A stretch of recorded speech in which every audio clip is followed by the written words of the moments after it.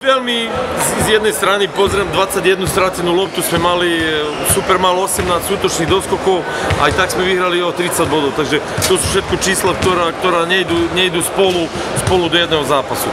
My sme mali výborný nástup do zápasu, prvú štvrtinu sme odohrali takto, ale môžem povedať aj celý prvý polčas, že odohrali sme takto, ako sme chceli, potom v druhom polčase toto už bolo také, nechceli sme na tento spôsob dokončiť tento zápas, ale určite musíme byť spokojní s výsledkom, keď vyhráš o 30 bodov proti Karlovky, ktorá je vždy doma nepríjemný súpor, ktorá dneska nevyužila svoje príležitosti a preto je naše víťazstvo cenné, lebo na Karlovke sa veľmi ťažko vyhrá. Dá sa povedať, posledné 3 zápasy ste vyhrali o veľa bodov.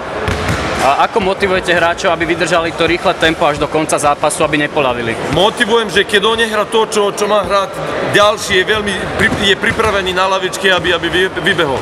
Takže chlapci fakt hrajú dobre, sú bole dneska nejaké chyby, ale to sa dá sa očakávať na takýmto zápase. V prvom polčase ste mali veľmi slabú úspešnosť strelby, boli to zlé strely? Nemyslím si, že to boli zlé strely, bola to agresívna obrana Prievidze, aj keď sme si vypracovali či už spod koša, alebo aj zvonku, tak sme to jednoducho ako nedali. Takže zlé strely by som ani nepovedal, ale Prievidza hrala agresívne a trošku nám to robilo problémy, takže dá sa povedať, že zaslúžené víťazstvo hostí, hlavne ten prvý počas rozhodol. Potom už sme len naháňali supera, to bolo na tak kvalitného supera malo. Keď nedávate strely, je jasné, že skore nerastie, ale čo to robí so psychikou hráčov? Tak určite to není moc dobré. Škoda toho, lebo naozaj, keby sme to premenili, tak aj naša eufória by trošku rástla, tak robí to niečo s tou psychikou.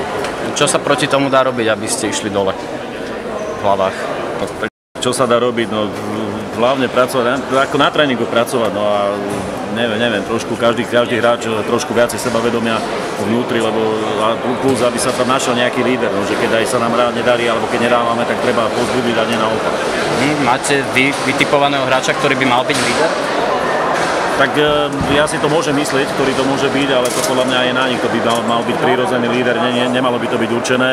Samozrejme, mali by to byť tí hráči, ktorí majú čo najviac extraligových minút na hre.